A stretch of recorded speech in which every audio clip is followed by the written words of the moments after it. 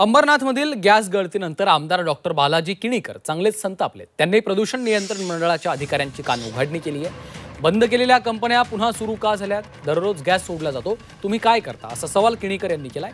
तर स्थानिक रहिवाशांनी देखील मोरीवली MIDC मधील धोकादायक कंपन्या बंद करण्याची मागणी केली आहे। त्यावर अंबरनाथमधील धोकादायक रासायनिक कंपन्यांवर कारवाई करण्याच्या हालचाली प्रदूषण नियंत्रण मंडळाकडून सुरू करण्यात आल्या।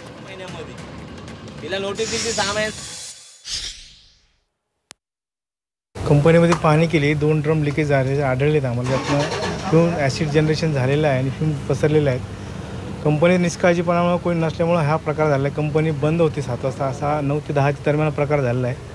त्याला आम्ही त्यांच्या कंपनीवरती ॲक्शन घेणार आहोत, बंद करणार आहोत पुढील ॲक्शन।